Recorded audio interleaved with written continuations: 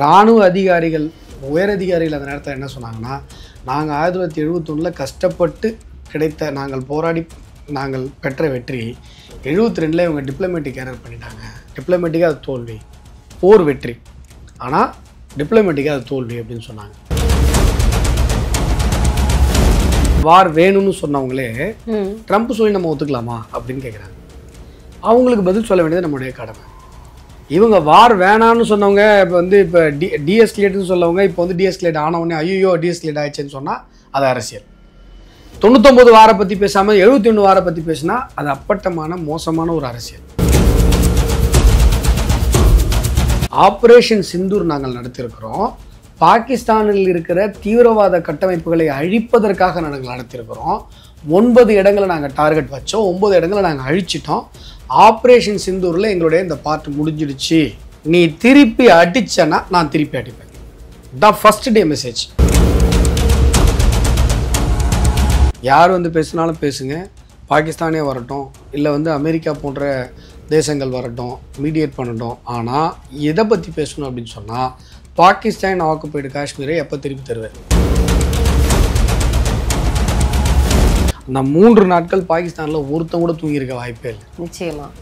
அப்பேற்பட்ட ஒரு நாடு இன்றைக்கி பிரதமர் அந்த பாகிஸ்தானுடைய பிரதமர் மீடியாவில் பச்சை பச்சையாக புழுகிறார். நாங்கள் ரஃபேல் 50 ரஃபேல் அடிச்சு போட்டோம், ஒரு விமானத்தளத்தில் நாங்கள் அடித்தோன்னே இன்றைக்கி அந்த விமானத்தளத்துக்கு தான் நரேந்திர மோடி அவர்கள் போயிருக்காரு. இவங்க சொல்கிற அந்த என்ன சொல்கிறது பொய்கள் எல்லாம் உலகத்துக்கே பொய்ன்னு தெரியும். 1965 இவங்க பிரைம் மினிஸ்டர் தானே, காங்கிரஸ் தானே. லால் பகதூர் சாஸ்திரி பற்றி பேச மாட்டாங்க. ஏன்னா ஒரு குடும்பத்துக்கு தான் இவங்க கொத்தடிமை சாசனம் எழுதி வச்சிருக்காங்க. அந்த கட்சியினுடைய அனைத்து தலைவர்களுக்கும் நரசிம்மராவை பற்றி கூட இவங்கெல்லாம் பேச மாட்டாங்க. நீங்கள் நல்லா கவனிங்க, இந்த குடும்பத்துக்கு மட்டும்தான் சைன் ஜங்னு ஜாலரா போடுவாங்க.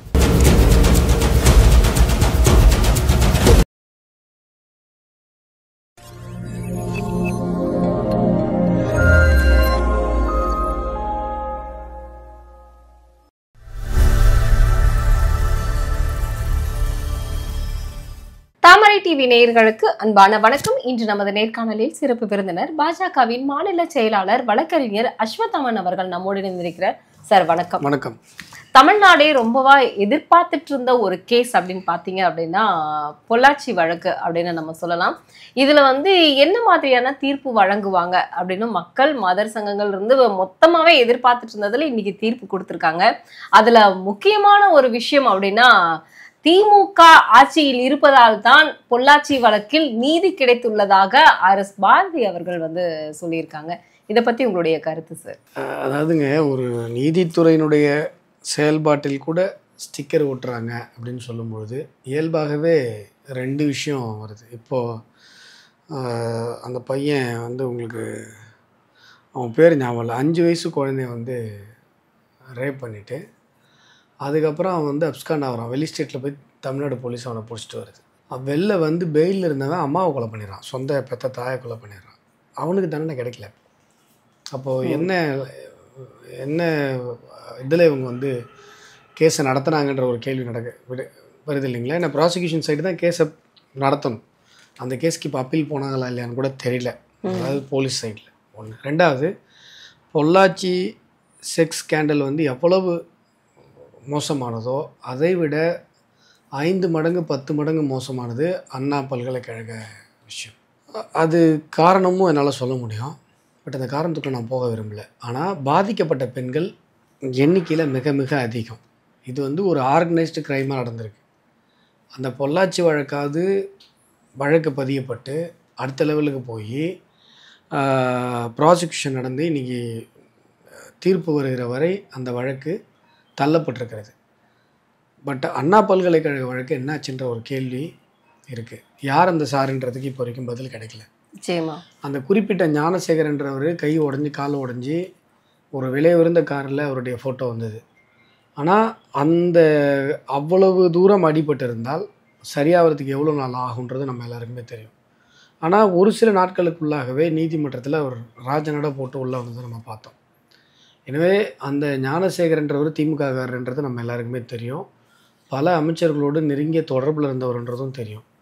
வெளிப்படையாக தமிழகம் அத்துணை பேருக்கும் தெரிந்து மக்கள் கிட்டத்தட்ட அனைத்து எதிர்க்கட்சிகளுமே போராடிய ஒரு வழக்கில் கூட குற்றவாளிகள் வந்து கண்டறியப்படலை, குற்றவாளிகளுக்கு தண்டனை வாங்கி தரப்படலை. ஆகையால் ரகுபதி அவர்கள் இப்படி பேசுவதற்கு வெட்கப்பட வேண்டும்.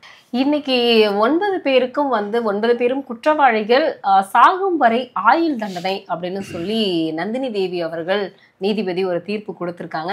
இந்த தீர்ப்பை நீங்க எப்படி சார் பாக்குறீங்க? தீர்ப்பு வரவேற்க தகுந்த ஒரு தீர்ப்பு. ஏன்னு சொன்னால், பெண்களுக்கு எதிரான ஒரு பாதுகாப்பு என்பது உறுதி செய்யப்பட வேண்டும். அதுதான் ஒரு சமூகத்திற்கான அழகு.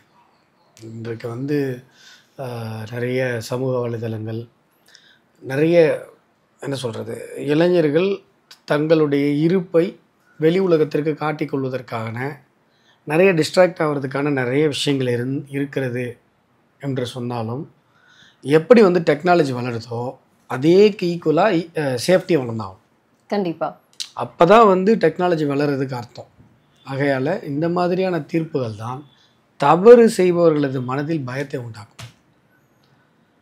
இதை வந்து ஒரு ஆர்கனைஸ்டு க்ரைமாக, பெண்களை வந்து ஒரு மிஸ்யூஸ் பண்ணுறவங்களுக்கு இந்த மாதிரியான வழக்குகள் ஒரு மிகப்பெரிய ஒரு என்ன சொல்கிறது, ஒரு ஒரு பயமுறுத்துதலை ஏற்படுத்தும்.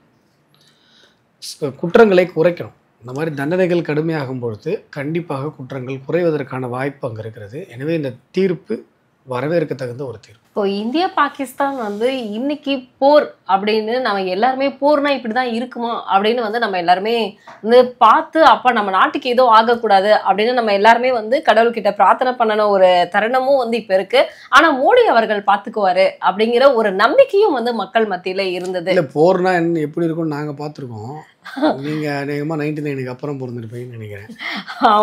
அதனால நீங்கள் போர்னா பார்த்துக்க மாட்டீங்க. இல்லை, இன்னைக்கு மக்கள் வந்து போர் நடந்தா மக்களுக்கு எந்த பாதிப்பும் ஏற்படாது, அது வந்து பாரத பிரதமர் பார்த்துக் கொள்வார் அப்படிங்கிற ஒரு நம்பிக்கையில் வந்து இருந்ததாக வந்து மக்கள் பாதிக்கப்பட்ட பெண்கள்ல இருந்து இப்போ நம்ம இந்தியாவில் இருக்கக்கூடிய பெண்கள் வரைக்கும் சொன்னாங்க. ஆனா போர் நிறுத்தம் ஏற்பட்டதற்கு அப்புறம் இதில் வந்து ஏதாவது ஒரு புதிர் இருக்கிறது. இது போர் நிறுத்தத்திற்கு காரணம் என்ன? அறிவிப்பை வெளியிட்ட ட்ரம்ப்புக்கும் இதுக்கும் என்ன சம்பந்தம்னு கேள்வி எழுப்பியிருக்காங்க. இதை நீங்க எப்படி பாக்குறீங்க? இந்த விஷயத்துலங்க நிறைய முரண்பாடுகள்ங்க. அதாவது என்னன்னு பார்த்தீங்கன்னா, முதல்ல போர்னா வேணாம், ஏங்க போர்னா மக்கள்லாம் சாவாங்கங்க, எந்த ஊரில் செத்தாலும் இதுதானங்க அப்படின்னு சொல்லி கண்ணீர் விட்டு கதறி எழுதவங்களெல்லாம் நம்ம பார்த்தோம். திருமாவளவன் இல்லை, நிறைய பேர் திருமாலாம் வந்து நேராக போயிட்டார். தீவிரவாதிகள், அதாவது பகல்காம் தீவிரவாதத்தை நடத்திய தீவிரவாதிகள் கூட அப்படி ஒரு வார்த்தையை பேசுவாங்களான்னு தெரில. ஆனால் திருமாவளவன் அவ்வளோ ஃபேவராக பேசினார். என்ன தெரியுமா சொன்னார்? மிகவும் கண்டனத்துக்குரிய ஒரு வார்த்தை. என்ன சொன்னார்னா, பகல்காமில் நடந்த அந்த தீவிரவாத செயல் இருக்கிறது இல்லையா, அந்த மனித குலத்திற்கே எதிரான கோழைத்தனமான அந்த தீவிரவாத தாக்குதலை திருமாவளவன் என்ன சொல்கிறாருன்னா, இந்திய அரசிற்கு எதிராக கவன ஈர்ப்பிற்காக நடத்தப்பட்டதுன்னு சொல்கிறார். கவன ஈர்ப்புங்கிற வார்த்தையை நம்ம எதுக்கு பயன்படுத்துவோம்? ஒரு ஆர்ப்பாட்டம், ஒரு போராட்டம், சாலை மறியல், உரிமைக்காக போராடுகிற போராட்ட வடிவங்களில் தான் நம்ம என்ன பண்ணுவோம்? கவன ஈர்ப்புங்கிற வார்த்தையை பயன்படுத்துவோம். கவன ஈர்ப்புங்கிற வார்த்தையை ஒரு தீவிரவாத செயலுக்கு ஒரு மனிதர் பயன்படுத்துகிறார் என்று சொன்னால் அவருடைய மனநிலை எப்படிப்பட்டதுங்கிறத நீங்கள் யோசிச்சு பாருங்க. நான் சொல்ல வேணாம், திருமாவளவன் பற்றி அஸ்வத்தாமன் சொல்ல வேணாம்.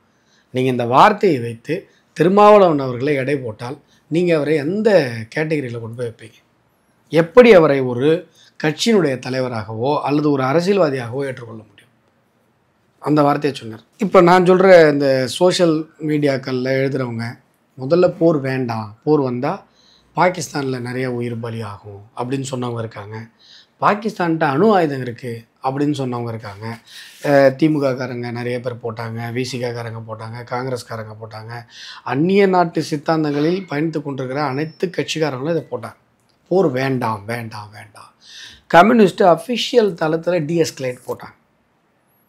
ஆனால் போர் சீஸ்ஃபயர் அப்படிங்கிற ஒரு விஷயம் வரும்பொழுது எல்லாரும் போரை நடத்திருக்கலாமே அப்படிங்கிறாங்க.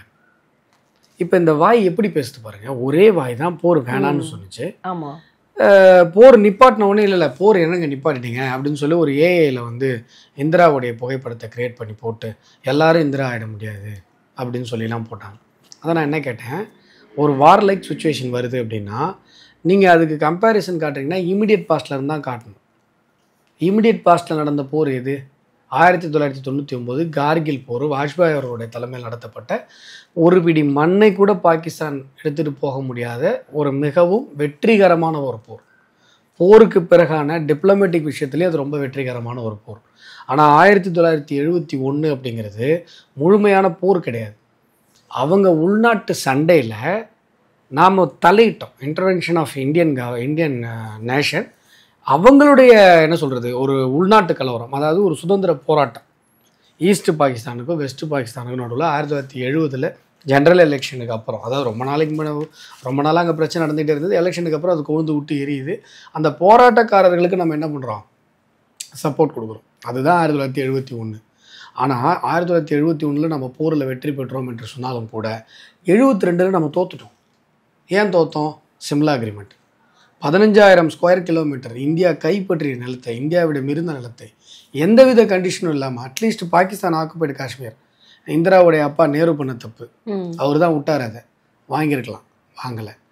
93,000 போர் கைதிகளை விடுவித்த இந்திரா 54 பேர் நம்முடைய இராணுவ வீரர்கள், மிகப்பெரிய இராணுவ அதிகாரிகள் உட்பட மிக முக்கியமான ஆஃபீஸர்ஸ்லாம் கூட பாகிஸ்தான்கிட்ட மாட்டிகிட்டு இருந்தாங்க.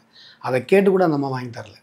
இராணுவ அதிகாரிகள், உயரதிகாரிகள் அந்த நேரத்தில் என்ன சொன்னாங்கன்னா, நாங்கள் 1971 கஷ்டப்பட்டு கிடைத்த, நாங்கள் பெற்ற வெற்றி 72 இவங்க டிப்ளமேட்டிக் எரர் பண்ணிட்டாங்க. டிப்ளமேட்டிக்காக அது தோல்வி, போர் வெற்றி ஆனால் டிப்ளமேட்டிக்காக அது தோல்வி அப்படின்னு சொன்னாங்க. இது ஒன்று. ரெண்டாவது, முன்னாடி 1965 போரை பற்றி இவங்க பேசலை. காங்கிரஸ்லேயே பார்த்தீங்கன்னா 65 லால் பகதூர் சாஸ்திரி சக்ஸஸ்ஃபுல்லாக பண்ணார் அந்த போரை. அதை பற்றி இவங்க யாரும் பேசலை. லாகூர் வரைக்கும் நம்ம படை ஓரளவு போச்சு அப்படின்னு சொன்னால் 65 வாரில் தான் ஃபஸ்ட் டைம். புரியுதுங்களா? மற்றபடி 4 போர் இது வரைக்கும் நடந்திருக்கு. ஒரு குறிப்பிட்ட ஒரு படை லாகூர் வரைக்கும் போனதாக ஒரு செய்தி இருக்குது 1965. நீங்கள் 49, 65, 71, 99 இந்த 4 போர் இதுவரை நடந்திருக்கிறது. இந்த 4 போர்லேயும் பாகிஸ்தானுடைய நகரங்களுக்கு போகாத இடங்களுக்கெல்லாம் போயிருப்பது இந்த தடவை தான். ஆனால் இப்போ போரே நடக்கல, நமக்கு இழப்பு இல்லை. கார்கில் வாரில் 500 பேர் நம்முடைய வீரர்களை நம்ம இழந்தோம். 1971 இவங்க பெருமையாக மாறு தட்டிக்கிறாங்களே, 3700 வீரர்களை நம்ம இழந்தோம். புரியுதுங்களா? இவங்களே நான் முன்னாடி சொன்ன பாருங்க, இவங்களே பார்த்தீங்கன்னா அந்த குடும்பத்தில் இருக்கவங்களுடைய புகழை மட்டும் தான் பாடுவாங்க. அதுக்கு முன்னாடி 1965 இவங்க பிரைம் மினிஸ்டர் தானே, காங்கிரஸ் தானே. லால் பகதூர் சாஸ்திரி பற்றி பேச மாட்டாங்க. ஏன்னா ஒரு குடும்பத்துக்கு தான் இவங்க கொத்தடிமை சாசனம் எழுதி வச்சிருக்காங்க. அந்த கட்சியினுடைய அனைத்து தலைவர்களுக்கும், நரசிம்மராவை பற்றி கூட இவங்கெல்லாம் பேச மாட்டாங்க. நீங்கள் நல்லா கவனிங்க, இந்த குடும்பத்துக்கு மட்டும்தான் சைஞ்சங்கன்னு ஜாலரா போடுவாங்க. நீங்கள் நல்லா யோசிங்க, இந்த 4 போரில் நம்ம போகாத, என்ன சொல்கிறது, இன்னைக்கு இந்திய விமானப்படை, இந்திய இராணுவம் தாக்காத ஒரு முக்கிய நகரம் கிடையாதுங்க பாகிஸ்தானில். லாகூராக இருக்கட்டும், கராச்சி, லாகூரில் HQவே காலி பண்ணிட்டோம். கராச்சியாக இருக்கட்டும், ராவல்பிண்டியாக இருக்கட்டும், 12 முக்கியமான விமான தளங்களை நம்ம தாக்கி அழித்திருக்கிறோம். நீங்கள் சார் இதுக்கு எவிடன்ஸு இராணுவம் அஃபிஷியலாக வெளியிட்டு இருக்கு, உலக பத்திரிகைகள் வெளியிட்டிருக்கு. கூகுள் மேப்பில் போய் பாருங்கள், உங்களுக்கே தெரியும். கூகுள் மேப்பில் போயிட்டு நீங்கள் பாகிஸ்தானுடைய இராணுவ தளங்களுடைய பேரை டைப் பண்ணி, அது ஒரு 1 மாதத்துக்கு முன்னாடி எப்படி இருந்தது, இப்போ எப்படி இருக்குன்னு பார்த்தீங்கன்னா உங்களுக்கே தெரியும். புரியுதுங்களா? அவ்வளவு துல்லியமாக நம்ம தாக்குதலை நடத்தியிருக்கிறோம். இப்போ என்னென்னா, சார் போர் வேணான்னு ஒரு குரூப் சொன்னிச்சு. போர் வேணான்னு சொன்ன குரூப்பு ஏங்க இப்போ சீஸ்ஃபயருக்கு ஒத்துக்கிட்டீங்கன்னு கேட்குது, ஒரு கேள்வி. ரெண்டாவது, நீங்கள் சொன்ன மாதிரி ட்ரம்ப் சொன்னதுக்கப்புறம் நம்ம ஆளுங்க ஏன் ஒத்துக்கிட்டாங்க, அது எப்படி அவர் சொல்லி நம்ம கேட்கலாம் அப்படின்னு ஒரு இது. அதாவது வார் வேணும்னு சொன்னவங்களே ட்ரம்ப் சொல்லி நம்ம ஒத்துக்கலாமா அப்படின்னு கேட்குறாங்க. அவங்களுக்கு பதில் சொல்ல வேண்டியது நம்மளுடைய கடமை. இவங்க வார் வேணான்னு சொன்னவங்க இப்போ டிஎஸ்கலேட்னு சொல்லவங்க இப்போ டிஎஸ்கலேட் ஆனவொடனே ஐயோ டிஎஸ்கலேட் ஆயிடுச்சுன்னு சொன்னால் அது அரசியல். 99 வாரை பற்றி பேசாமல் 71 வாரை பற்றி பேசினா அது அப்பட்டமான மோசமான ஒரு அரசியல். பட் இவங்க இருக்காங்கல்ல, இல்லைங்க நமக்கு போர் வேணும், பாகிஸ்தான் ஆக்குபைடு காஷ்மீர் நம்ம எடுத்துருக்கணும் அப்படின்னு சொல்கிறவங்க இன்றைக்கி நம்ம என்ன சார் ட்ரம்ப் சொல்லி நம்ம ஏன் சார் சீஸ்ஃபயர் ஒத்துக்கிட்டோம் அப்படின்னு கேட்டாங்கன்னா அது நியாயமான தார்மீகமான கேள்வி. அதுக்கு பதில் சொல்கிறது நம்முடைய கடமை. நான் சொல்கிறேன், நீங்கள் தெளிவாக புரிஞ்சுக்கோங்க. இந்த ஆப்ரேஷன் சிந்தூர் நம்ம எடுத்தோமா, ஆப்ரேஷன் சிந்தூர் முதல்ல நம்ம இங்கே நம்ம போர் ஒத்திகைன்னு சொல்லிட்டு நைட் அடிக்கிறோம். ஃபஸ்ட்டு டே 1 டே 1 மார்னிங் நம்ம ப்ரெஸ் மீட்டு மதியம் கொடுத்தோம்னு நினைக்கிறேன். மதியம் கொடுத்தோம். நீங்கள் பார்த்துருப்பீங்க, இப்போ 2 பெண் இராணுவ உயர் அதிகாரிகள் அவர் விக்ரம் அவர்கள் 3 பேர் வந்து என்ன பண்ணியிருப்பாங்கன்னா ப்ரெஸ் மீட் கொடுத்துருப்பாங்க. Day 1 இந்திய தேசம் என்ன சொன்னுச்சு?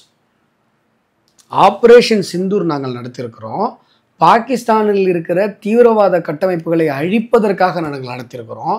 9 இடங்களை நாங்கள் டார்கெட் வச்சோம், 9 இடங்களை நாங்கள் அழிச்சிட்டோம். ஆப்ரேஷன் சிந்தூரில் எங்களுடைய இந்த பார்ட் முடிஞ்சிடுச்சு, நீ திருப்பி அடிச்சனா நான் திருப்பி அடிப்பேன். தான் ஃபர்ஸ்ட் டே மெசேஜ். இந்த மெசேஜ் தான் ஃபர்ஸ்ட் டேவிலேருந்து 72 மணி நேரமும் இருந்தது, 3-4 நாள் இருந்தது ஒழிய. இது எப்படின்னா, இப்போது ரஷ்யாவுக்கும் உக்ரைனுக்கும் போர் நடந்தது. ரஷ்யா வந்து என்ன பண்ணிச்சு, நான் உக்ரைன் மேலே போர் தொடுப்பேன்னு சொல்லி அறிவிச்சு அடிச்சது. அதுக்கப்புறம் ஏதோ ஒரு நாடு வந்து பேசி அது போரை நிப்பாட்டுதுன்னு வைங்களேன். அந்த மாதிரி ஒரு கண்டிஷன் கிடையாது. நாம் ஆரம்பத்துலேருந்தே போர் வேணாம் தான் சொல்லிட்டு இருக்கோம்.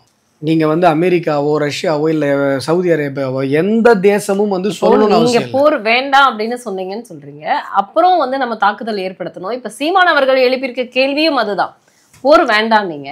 அப்புறம் வந்து எதுக்கு வந்து இவ்வளவு நாள் கழிச்சு 26 பேர் இறந்ததுக்கு அப்புறம் 15 நாட்கள் கழித்து எதுக்கு வந்து நீங்க வார வந்து நீங்க தொடங்குனீங்க அப்படிங்கிறது தான் அவருடைய கேள்வி. ஏங்க அதாவதுங்க, கொஞ்சமாவது என்ன சொல்றது, போர் சம்பந்தப்பட்ட புரிதல் இருந்தால் சீமான் அவர்கள் இப்படி பேச மாட்டார்.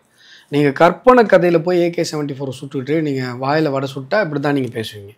நான் என்ன கேட்குறேன், தீவிரவாத தாக்குதல் அவன் நடத்திட்டான், இமீடியட்டாக நம்ம அடிப்போன்றது அவனுக்கு தெரியுமா தெரியாதா? அவன் அலர்ட்டாக இருப்பானா இருக்க மாட்டானா? கண்டிப்பாக. வார் எலிமெண்ட்டில் சர்ப்ரைஸ்னு ஒரு விஷயம் இருக்கா இல்லையா?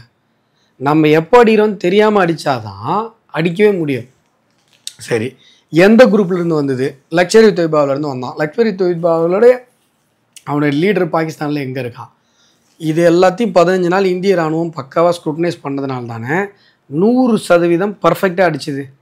ஒரு குண்டு கூட வேஸ்ட் ஆகலைங்க. உலகத்தினுடைய எந்த நாட்டாலையும் இவ்வளவு 100% சர்ஜிக்கல் ஸ்ட்ரைக் நடத்தினா வரலாறு கிடையாது.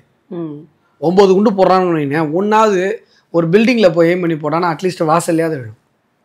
இது நம்மளது ஒன்று கூட மிஸ் ஆகலை. கரெக்டாக போய் எல்லாம் தீவிரவாதி தலையிலே வந்துருக்கு. நூற்றுக்கணக்கான பேர் முக்கிய தலைவர்கள் இறந்து போனாங்க. அதாவது இஸ்லாமிய தீவிரவாத அமைப்புகளுடைய முக்கிய கமாண்டர் இருக்கான் பார்த்தீங்களா, அவன்லாம் செத்து போயிட்டான். அதில் தான் பாகிஸ்தான் கடந்து கதறுது. ஒன்று. ரெண்டாவது, பகல்காமில் நடந்து அடுத்த நாள் அடிச்சிருந்தா சீமானதை ஆதரிச்சிருப்பார், அப்படி தானே? 15 நாள் கழிச்சு அடிச்சது தான் இப்போ அவருக்கு பிரச்சனை இல்லை. அவருடைய கேள்வி அதுதான். அடுத்த நாள் சீமான் என்ன சொன்னார் ஞாபகம் இருக்கா உங்களுக்கு? என்ன சொன்னார் தெரியுமா? இது பாகிஸ்தானுங்கிறதுனால அடிக்கிறீங்க, சீனானா அடிச்சிருப்பீங்களா அப்படின்னு கேட்டார். பகல்காமில் வந்து அட்டாக் பண்ண டெரரிஸ்ட்டு பாகிஸ்தான்காரனை, சீனாவை போய் அட்டாக் பண்ணுறதுக்கு இல்லைன்னா பைத்தியமாக பிடிச்சிருக்கவங்கள மாதிரி யோசிச்சு பாருங்கள். அனுச்சவன் பாகிஸ்தான்காரனா, ஆனால் சீனாவை போய் அடிக்கணுமா?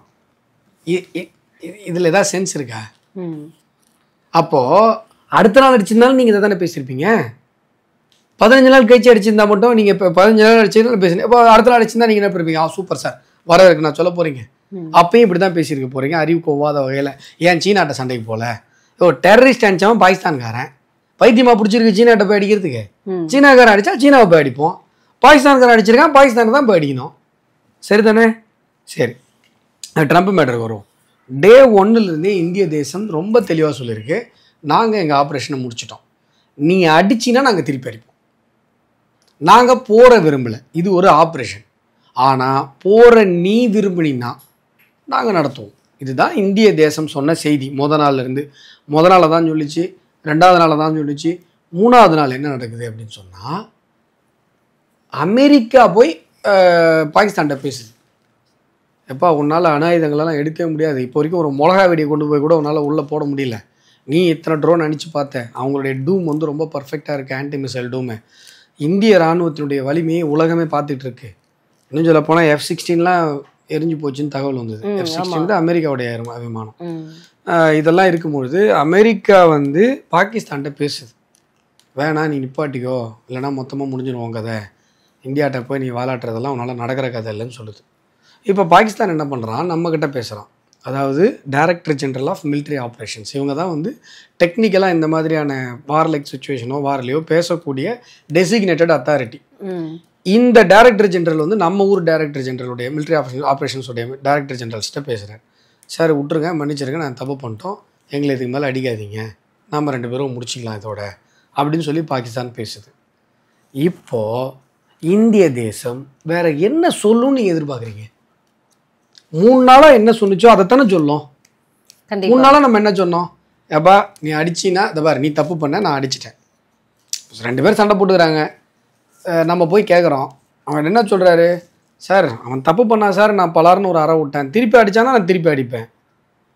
அவன் திருப்பி அடிக்கிறான், அவர் திருப்பி அடிக்கிறாரு. திருப்பி பார்த்தா அந்த ஆப்போசிட்டில் இருக்கிறவர் யாரோ ஒருத்தர் வந்து பெரிய மனுஷன் சொல்லி, எப்பா நீ திருப்பி திருப்பி அடிச்சுன்னா அடிச்சு மண்டைகள்லாம் உடச்சி ஹாஸ்பிட்டலுக்கு அனுப்பிடுவாங்கப்பா, நீ இதோட நிப்பாட்டிக்கோன்னு சொல்கிறாரு. அவன் நிப்பாட்டிக்கிறான்னு வைங்களேன். இப்போ நம்ம வந்து இல்லை இவர் மத்தியஸ்தம் பண்ணி அவன் சொல்லிட்டான், அதனால நான் திருப்பி அடிப்பேன் அடிக்க முடியுமா? இல்ல அப்படிதானே பேச்சுவார்த்தை. எப்படி வரும்? எப்படிங்க? எப்படி அப்படி ஒரு வேலை பண்ணா பாகிஸ்தானுக்கு இந்தியாவுக்கும் என்னங்க வித்தியாசம்? இந்தியாங்கிறது சொன்ன வார்த்தையில் நிற்கணுமா இல்லையா? நம்ம முதல்ல இருந்து என்ன சொல்லியிருக்கோம்? நாம வார நோக்கி போரை விரும்பி நாம போற தேசம். ஆனா இப்போ வரைக்குமே ஆபரேஷன் சிந்தூர் வந்து இன்னும் முடியல அப்படின்னு. ஆமா, ஆபரேஷன் சிந்தூர் இன்னும் முடியல. ஆபரேஷன் சிந்தூர் இப்போ வரைக்கும் போயிட்டு தான் இருக்கு. இது போருன்னே கிடையாதுங்க. இது முதல்ல சீஸ்ஃபயர்னே சொல்லக்கூடாதுங்க. வேற வார்த்தை கிடைக்காம சீஸ்ஃபயர்ன்ற வார்த்தை பயன்படுத்துறாங்க. புரியுதுங்களா? போர் முதல்ல ஆரம்பிக்கல. இது வந்து சீஸ்ஃபயர் அக்ரிமெண்ட்டும் கிடையாது. நம்ம போனோம், நம்ம நோக்கம் என்ன? ஆபரேஷன் சிந்தூரோட நோக்கம் என்ன? பாகிஸ்தானில் இருக்கிற தீவிரவாத கட்டமைப்புகளை அடியோடு அழிச்சிட்டோம். இந்த போர் வந்து நிறுத்தம் அப்படிங்கிற வந்து ஒரு பேச்சுவார்த்தைக்கு நேத்து பேசியிருக்காங்க, ஆலோசனை எல்லாமே நடந்திருக்கு. இதுல ஃபைனலா என்ன வரும் அப்படின்னு நீங்க எதிர்பார்க்குறீங்க சார்? இல்லை, இப்போ வந்து இந்திய அரசு என்ன சொல்லுது அப்படின்னு சொன்னா, பாகிஸ்தான் ஆக்குபைடு காஷ்மீர் விஷயத்த பேசுவோம், பாகிஸ்தான் தீவிரவாதிகளுக்கு ஆதரவு தெரிவிக்கிற அந்த விஷயத்த பேசுவோம். யார் வந்து பேசினாலும் பேசுங்க, பாகிஸ்தானே வரட்டும், இல்லை வந்து அமெரிக்கா போன்ற தேசங்கள் வரட்டும், மீடியேட் பண்ணட்டும். ஆனால் எதை பற்றி பேசணும் அப்படின்னு சொன்னால், பாகிஸ்தான் ஆக்குபைடு காஷ்மீரை எப்போ திருப்பி தருவேன், புரியுதுங்களா? அதே போல் டெரரிசத்துக்கு நீ சப்போர்ட் பண்ணுறல்ல, அதை எப்போ நிப்பாட்டுவேன், இதை பற்றி மட்டும்தான் நம்ம பேசுவோம். அவன் சைடில் என்ன டிமாண்ட் வைக்கலாம் மேக்ஸிமம்னா, சிந்து நதியை திறந்து கொடுங்கன்னு வைக்கலாம். காஷ்மீரை பற்றிலாம் யாரும் வந்து பேச முடியாதுங்க. இது இந்திய அரசு மிக தெளிவாக சொல்லிவிட்டது. இது நீங்கள் அதாவதுங்க, இப்போ என்னென்னா, நான் மறுபடியும் சொல்கிறேன், போர் என்பதை இந்திய தேசம் விரும்பவில்லை என்று இந்திய தேசம் ஆரம்பத்திலேயே சொல்லிவிட்ட பிறகு எல்லாருமே அதாங்க சொன்னோம். நான் என்னுடைய இன்டர்வியூவில் கூட இப்போ இந்த சீஸ்ஃபயர்லாம் முன்னாடி நான் ஒரு இன்டர்வியூ கொடுத்தேன், தெளிவாக சொன்னேன். பாருங்க, பாகிஸ்தான் வந்து திரும்ப திரும்ப தப்பு பண்ணுச்சுன்னா இந்தியா போரை தொடுக்கும். நாம் இப்போ வரைக்கும் போரை ஆரம்பிக்கலை. நம்ம இப்போ ட்ரைலர் கூட போடலைங்க, ஜஸ்ட் தேட்டருக்கு போகிறது டிக்கெட் வாங்கணும், அவ்வளோதான். மெயின் பிக்சர்லாம் பார்த்தா பாகிஸ்தான் மட்டும் கிடையாது, சுற்றி இருக்கிற எந்த உலக நாடுகள் எதாலையும் தாங்க முடியாது. அந்த அளவிற்கு இன்றைக்கு இந்திய தேசத்தினுடைய இராணுவ பலம் மிகப்பெரிய அளவில் இருக்கிறதுங்கிறத நம்ம நிரூபிச்சிட்டோம். நீங்கள் கற்பனை பண்ணி பாருங்கள், இப்போ இந்தியாவில் மும்பை, சென்னை, கல்கத்தா, டெல்லி இந்த மாதிரியான நகரங்கள் எல்லாம் தாக்கப்பட்டால் நமக்கு மனநிலை எப்படி இருக்கும்? உங்களுக்கு அந்த சீரியஸ்னஸ் புரிய வைக்கிறதுக்காக சொன்னால், இங்கே வந்து ராவல் பண்ணிலாம் சொன்னால் நமக்கு தெரியவே போகிறது இல்லை, சரிதானே? நமக்கு எப்படி இருக்கும்? அப்படி தாங்க இப்போ பாகிஸ்தானில் ஒரு நகரம் கூட தாக்கப்படாமல் இல்லை. இது வரைக்கும் இந்திய தேசத்திற்கும் பாகிஸ்தானுக்கும் நடந்த 4 போரில் கூட, முழுமையான போரில் கூட பாகிஸ்தானுடைய இந்த நகரங்கள் தாக்கப்படவில்லை. இப்போ 72 மணி நேரம் ஆப்ரேஷன்ல நம்ம என்ன பண்ணிட்டோம்? தாக்கி முடிச்சிட்டோம். இதுக்கு மேலே நாம அங்கே அடிக்கிறதுக்கான டார்கெட்டு நமக்கு எதுவும் இல்லை. நம்ம டார்கெட் எல்லாம் முடிஞ்சு போச்சு. இதுக்கு மேலே போர் எடுத்திருக்கலாம், பாகிஸ்தான் ஆக்குபைடு காஷ்மீரை நம்ம வந்து ஒரு போர் மூலமாக எடுத்திருக்கலாம்னு சில பேர் சொல்கிறாங்க. அதாவது தேசத்தின் மீது அக்கறை உள்ளவர்கள், அரசியல் ரீதியாக சொல்கிறவங்களாம் நம்ம பதில் சொல்லணும்னு அவசியமே இல்லை. அவங்களே என்ன சொல்கிறாங்கன்னா, சார் என்ன வேணா இருக்கட்டும் சார், போரை கன்டினியூ பண்ணி போகிற வம்புக்கு இழுத்து நம்ம வந்து பாகிஸ்தான் ஆக்குபைடு காஷ்மீர் எடுத்துக்கலாம் சார் அப்படின்னு சொல்கிறாங்களா நிறைய பேர்? கரெக்டுங்களா? நீங்கள் யோசிச்சு பாருங்கள், நாம் வந்து தீவிரவாதத்துக்கு எதிராக ஒரு ஆப்ரேஷன் சொல்லி இந்திய தேசம் ஆரம்பிக்குது. ஆரம்பித்து 3 நாள் போகுது. அதை எஸ்கலேட் பண்ணுற வேலையை நம்ம பண்ணவே இல்லை. எஸ்கலேட் பண்ணுற வேலையை யார் பண்ணுறா? பாகிஸ்தான் பண்ணுது. முதல் நாள், 2வது நாள், 3வது நாள் வந்து நம்ம 3 நாள் நம்ம என்ன சொல்கிறோம்? தம்பி நீ தான்ப்பா எஸ்கலேட் பண்ணிட்டு இருக்க, நான் போரை விரும்பலை. இந்தியா என்றைக்குமே போரை விரும்பாது, பேச்சுவார்த்தையும் அமைதியும் தான் இந்திய தேசம் விரும்பும் சொல்கிறோம். இந்த வார்த்தைகள் உலகம் முழுசும் ஒலிக்குது. IMF-ட்ட சொல்கிறோம், காசு தராத, அவன் மேலே நான் போர் எடுக்கணும்னு நான் நினைக்கல, அவன் தான் வந்து என்கிட்ட வம்பு பண்ணுறான் சொல்கிறோம்.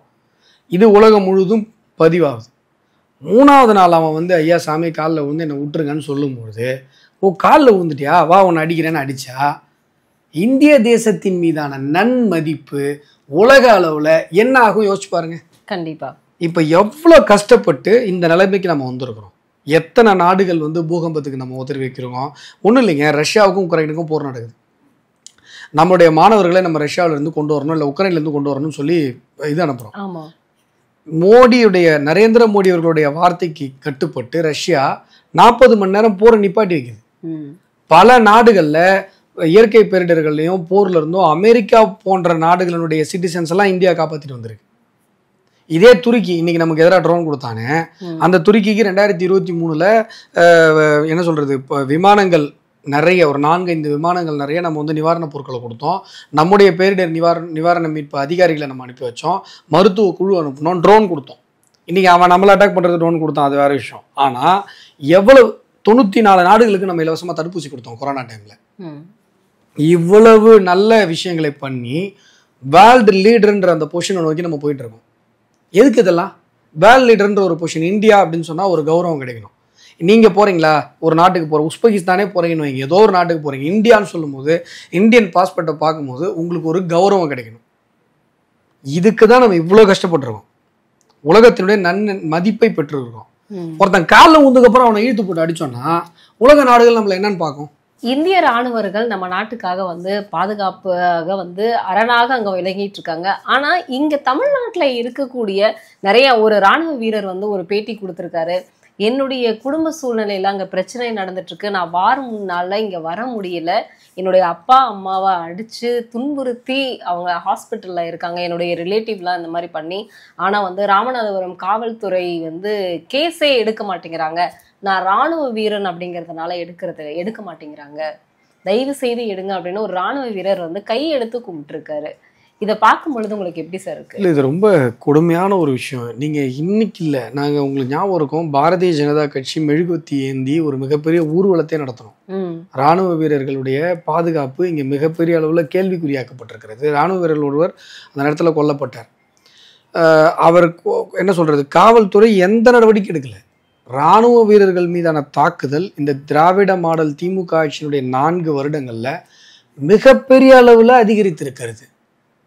இப்போ நீங்கள் சொன்னது ஒரு மிகப்பெரிய ஒரு உதாரணம். காவல்துறை திமுக அரசினுடைய ஏவல் துறையாக மாறி எதிர் சித்தாந்தம் பேசுபவர்களது குரல் வலையை நரிப்பதில் மட்டும்தான் ஆர்வம் காட்டுகிறதே ஒழிய சட்டம் ஒழுங்கு பிரச்சனைகளை இவங்க ஆர்வம் காட்டுவதே கிடையாது. அதுவும் ஒரு இராணுவ வீரர் சம்பந்தப்பட்ட விஷயங்கள்ல ரொம்ப இலக்காரமாக நடந்துக்கிறது, வந்து ஒருதலை பட்சமாக நடந்துக்கிறது. காவல்துறையினுடைய அத்துமீறல்கள் மிகப்பெரிய அளவில் இருந்து கொண்டு, நான் சொல்கிறேன், நீங்கள் எழுதி வச்சுக்கோங்க, 2026 இந்த திராவிட மாடல் திமுக தூக்கி எறியப்பட போகிறது. அதற்கு மிக முக்கிய காரணமாக காவல்துறையினுடைய அராஜகங்கள் இருக்க போகுது. நீங்க இப்படி சொல்றீங்க, ஆனா ராணுவ அதிகாரிகளுக்கு ஆதரவு தெரிவிச்சுதான் வந்து பேரணி நடத்தினாங்க, அதனாலதான் போர் நிறுத்தமே நடந்தது அப்படின்னு கருணாஸ் காமெடி பண்ணாரு. நல்லா இருந்தது அந்த காமெடி. ஏன்னா கருணாஸ் வந்து நல்ல காமெடி ஆக்டர் இல்ல, அது எல்லாருக்கும் தெரியும். இப்ப ரொம்ப நாளா காமெடி சரியா பண்ணாம இருந்தார்ல, காமெடி ஆக்டர் நடிக்கல, பட் நல்ல காமெடி, நல்ல ஒரு உண்மையிலே ரசித்து சிரித்து தமிழகமே கைகொட்டி சிரித்த ஒரு நல்ல ஒரு காமெடி. இருந்தாலும் கூட நபருங்க, காவல்துறையினுடைய அராஜகங்கள் மிகப்பெரிய அளவில் இருக்கிறது. காவல்துறை இராணுவ வீரர்களை தாக்குகிறது, இராணுவ வீரர்களை மதிப்பதில்லை, உங்களை விட இந்த தேசத்திற்கு அவங்க அதிக தியாகம் செய்கிறார்கள் என்கிற ஒரு பிரகஞ்சை கூட இல்லாமல் காவல்துறை நடந்து கொள்ளுகிறது. இந்த அலிகேஷன்லாம் நான் சொல்றேன். பேரணி அப்படிங்கும் பொழுது அனைவருமே, உலக மக்கள், நாட்டு மக்கள் எல்லாருமே வரணும். அது ஆனா இது பிரிவினவாதம், அதை நான் வந்து விமர்சிக்க விரும்பல. அதை நான் ராணுவ அதிகாரிகளை அவமதித்ததாக ஒரு தகவல் வெளியா இருந்தது. இல்ல, அது தெரியல. இந்த பேரணியை நான் விமர்சிக்கணும்னு நினைக்கல.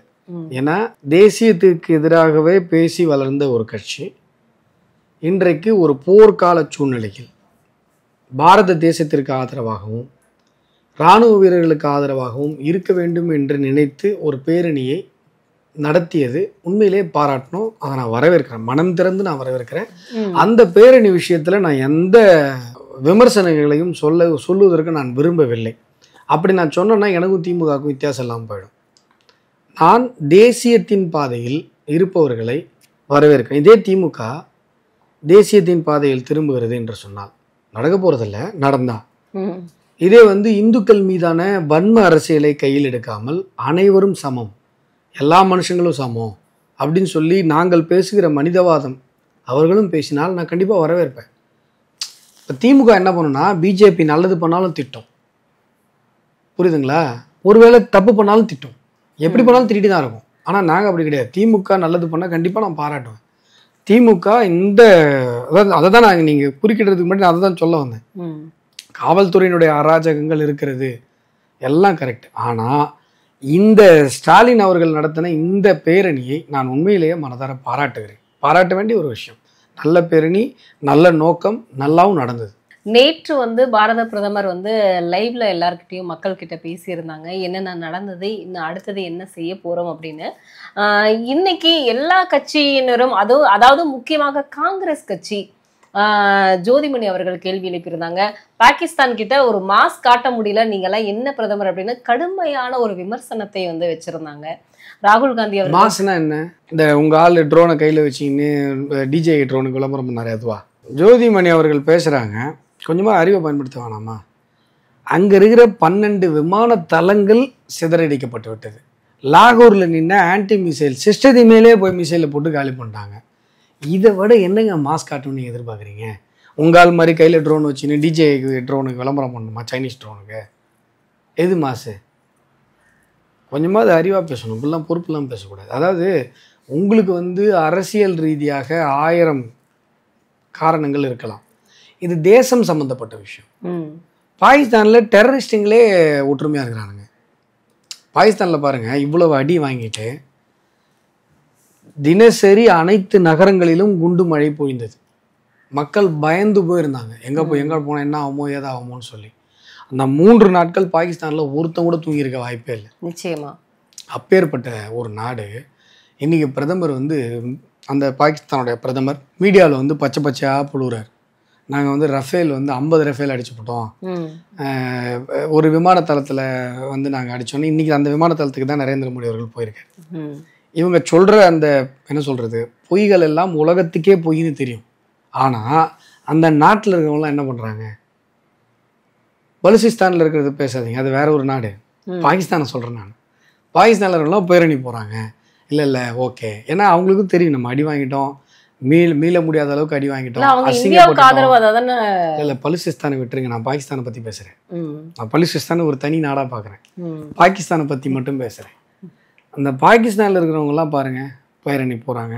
அதாவது உலகத்தினுடைய ஒரு கேவலமான தேசம் பாகிஸ்தானில் இருக்கிறவங்களுக்கே அந்த நாட்டின் மீது கொஞ்சம் நாட்டுப்பற்று இருக்குன்னும் போது, உலகத்தினுடைய உன்னதமான தேசத்தில் பிறந்துட்டு இப்படி கொஞ்சம் கூட நாட்டுப்பற்று வேணாம், நன்றி உணர்வு வேணுமா வேணாவா? நிச்சயமா. இந்த தேசத்தோட சோத்தை திங்கிறீங்க, இந்த தேசம் தான் உங்களுக்கு காற்று கொடுக்குது, இந்த தேசத்தினுடைய தேசத்தில் தான் வாழுறீங்க, உங்களுக்கு எல்லாம் கொடுத்தது இந்த தேசம்தான்.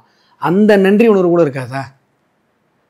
அதை தான் நாங்கள் ஜோதிமணிகிட்ட எதிர்பார்க்குறோம். தேச உணர்வுலாம் எதிர்பார்க்கல, கொஞ்சம் நன்றி உணர்வு. 2 அமைச்சர்கள் வந்து அவங்க அமைச்சரவையில இருந்து ராஜினாமா செஞ்சுட்டாங்க. எங்க செந்தில் பாலாஜி, பொன்முடி.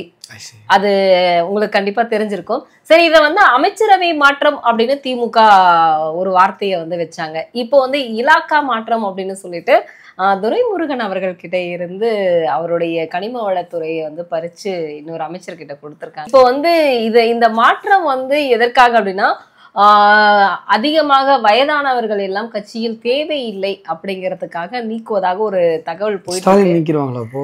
இல்ல அப்படிங்கிற ஒரு தகவல் போயிட்டு இருக்கு. இதை நீங்க எப்படி பாக்குறீங்கன்னு கேக்குறீங்க. இல்ல இப்ப ஸ்டாலின் நீக்க போறாங்களா? அவர் வயசானவர் தானே இல்லையா? இல்ல அவரு கட்சியின் தலைவர். அப்ப அவர் எப்படி நீக்க, கருணாநிதி அவர்கள் எப்படி இருந்தாரோ அது மாதிரி இருப்பாருன்னு என்னுடைய கருத்து. வயசானவர்லாம் நீக்கிடுவாங்க நீங்க.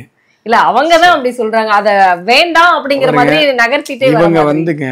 ஒரு அமைச்சர்களுக்குள்ள இலாக்கா மாத்துறது, இலாக்காவை வந்து இது பண்றது எல்லாம் அவங்களுடைய உரிமை. அவங்க வந்து அதெல்லாம் வந்து நான் விமர்சன பார்வை வைக்க விரும்பல. ஏன்னா இருக்கிற எல்லா அமைச்சர்களுமே 0 தான். இங்கே நீங்கள் உங்கள் யாராலையும் மக்களுக்கு 10 பைசா புண்ணியம் கிடையாது.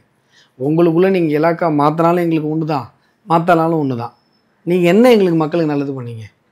மக்களும் எறும்புகளும் புழுக்களுமாக நசுக்குகிற நயவஞ்சக ஆட்சி நடந்து கொண்டிருக்கிறது.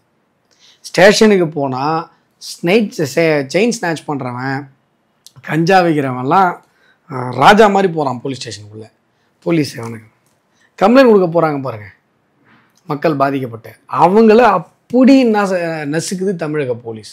இதே நீங்கள் பொன்முடி சொல்கிறீங்களே, இருவேல்பட்டு மக்களுக்கு அவர் பண்ண பாவம் கொஞ்சமாக நஞ்சமா, அந்த பாவத்துக்கு தான் இதை அனுபவிச்சார், இன்னும் அனுபவிப்பார். நீங்கள் வந்து ஒரு அணையிலேருந்து ஃபெஞ்சால் புயலில் சாத்தனூர் அணையை எந்த அறிவிப்பும் இல்லாமல் நீங்கள் வந்து திறந்து விட்றீங்க. செம்பரம்பாக்கத்துக்கு குய்யோ முய்யோ குய்யோமுன்னு குதிச்சிங்க, இப்போ வரைக்கும் குதிக்கிறீங்க. ஆனால் செம்பரம்பாக்கத்தை விட மோசமான நிகழ்வு சாத்தனூர் அணை திறப்பு. 4 மாவட்டங்கள் பாதிக்கப்பட்டது, அத்தனை வீடுகள் மூழ்கியது, எந்த இன்ஃபர்மேஷனும் கிடையாது. நீங்கள் இருவேல்பட்டுங்கிறது ஒரு ஒரு என்ன சொல்கிறது, வெளிப்படையான உதாரணம்.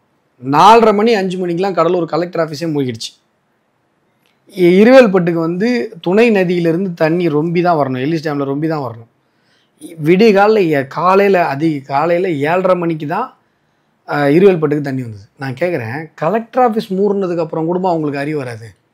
அதுக்கப்புறமாவது வெள்ளை எச்சரிக்கை கொடுத்துருக்கலாமே. கண்டிப்பா 1970 இதே மாதிரி இருவேல்பட்டில் ஒரு வெள்ளம் வந்தது. அப்போ மக்கள் என்ன சொன்னாங்கன்னா, தண்டோரா போட்டு எங்களுக்கு அனௌன்ஸ் பண்ணாங்கன்னு சொன்னாங்க. இப்போது நீங்கள் குறைந்தபட்சம் ஊராட்சி மன்ற தலைவருக்கு சொல்லியிருந்தா கூட ஒரு வாட்ஸ்அப்பில் மெசேஜ் போட்டு எல்லாரையும் எவாக்கேட் பண்ணியிருப்பார். எதுவுமே பண்ணலைங்க. திடீர்னு கழுத்தளவு தண்ணீங்க, தலைக்கு மேலே தண்ணீங்க, என்னங்க பண்ணுவீங்க? வயசானவங்க குழந்தைங்கள்லாம் எப்படி உயிரோட மீட்க முடியும்? இவ்வளவு மோசமான செயலை அந்த கிராமத்துக்கு செஞ்சுட்டு ஒரு சோறு சாப்பாடு, ஒரு தங்கும் இடம், அடிப்படை வசதி எதையுமே பண்ணாமல், ஒரு அதிகாரி கூட வந்து பார்க்காம, அவங்கள மீட்பதற்கு ஒரு போட்டு கூட அனுப்பாம, தேசிய பாதுகாப்பு படை மீட்பு படை வந்து தஞ்சாவூர் போயிட்டுருக்கு, ரோட்டில் போய் இவங்க கையை காட்டி மறித்து தேசிய பாதுகாப்பு மீட்பு படை தான் வந்து இவங்களை வந்து பேரிடர் மீட்பு படை தான் அவங்கள மீட்டுச்சு. அவங்க தமிழக அரசு ஒன்றுமே கேட்கல. இப்படி ஒரு சூழ்நிலையில் பொன்முடி அங்கே வந்து ஃபோட்டோ ஷூட்டுக்கு வர்றாரு. ஃபோட்டோ ஷூட்டு வந்து ஊர் முனையில் மேட்டு பகுதியில் நின்றுட்டு இப்படின்னு டான்ஸ் போட்டு கிளம்புறாரு. மக்கள் வந்து என் ஊரை வந்து பாருங்க அப்படின்னு சொல்லி கேட்குறாங்க. இதில் என்னங்க தப்பு இருக்கு? ஒரு அமைச்சர், அவங்க ஓட்டு போட்டதுனால தான் நீங்கள் அமைச்சர். கையை பிடிச்சி இழுத்துட்டாங்களாம், கையை பிடிச்சி தொட்டு மக்கள் இழுத்துட்டாங்களா? ஏன்னா நீங்கள்லாம் அப்படியே வானத்துலேருந்து குதிச்சு தொபகட்டீர்னு வந்து குதிச்சிங்கல்ல. நாங்கள்லாம் சாதாரணமான ஜனங்க, உங்கள் அப்படியே கையை தொற்றக்கூடாதுல்ல. அப்படியே நீங்கள்லாம் அப்படியே இது இல்லை. நீங்கள்லாம் அவ்வளவு கொழுப்பு எங்கே இருந்துங்க வருது? அவ்வளவு திமிர் எங்கே இருந்துங்க வருது? நீங்களும் சாதாரணமாக போய் சேலரி வாங்கிட்டு ப்ரைவேட் காலேஜில் ப்ரொஃபஸராக இருந்த ஆள் தானேங்க. எல்லாரும் அப்படியே எல்லாம் ஒரே இதுவாக இருந்தவங்க தானே. என்னமோ திடீர்னு என்னமோ அப்படியே இதுவாகிட்டீங்க நீங்கள்லாம். ஏங்க சட்டையில், அவருடைய சட்டையில் சேறு பட்டதுக்காக அப்படியே இந்த சிட்டிசன் படம் பார்த்துருக்கீங்களா? இந்த அத்திப்பட்டி. ஆமாம், இந்த அதிகாரிகள்லாம் போவாங்க, அந்த ரேஷன் அரிசியெல்லாம் அந்த மீனா காட்டுவாங்களே, இதெல்லாம் சாப்பிடுன்னு. அப்புறமா அந்த அதிகாரிகள் என்ன பண்ணுவாங்கன்னா அந்த ஊரையே என்ன பண்ணுவாங்க, கடலுக்குள்ளத்தை. அது மாதிரி தாங்க நடந்தது இருவேல்பட்டு. சினிமாவில் பார்க்கும்போது இதெல்லாம் இமேஜினேஷன் எங்கே நடக்கும்னு நம்ம நினச்சி பார்த்தோம். சிட்டிசன் படம் வந்து கிட்டத்தட்ட 20 வருஷம் ஆக போகுது. இன்னைக்கு நடக்குதுங்க. அதையும் இந்த பொது புத்தி, பல ஊடகங்கள், பல அரசியல் கட்சிகள் வேடிக்கை பார்க்குதுங்க. அதுதான் என்னால் அதையும் தாங்கிக்கவே முடியல. ஆனால் அந்த வீடியோவை எடுத்து 8 மணி நேரம் நான் போராடினேன். அது மீடியாவில் ஃப்ளாஷ் ஆகிறது. பர்சனலாக நான் சொல்கிறேன்.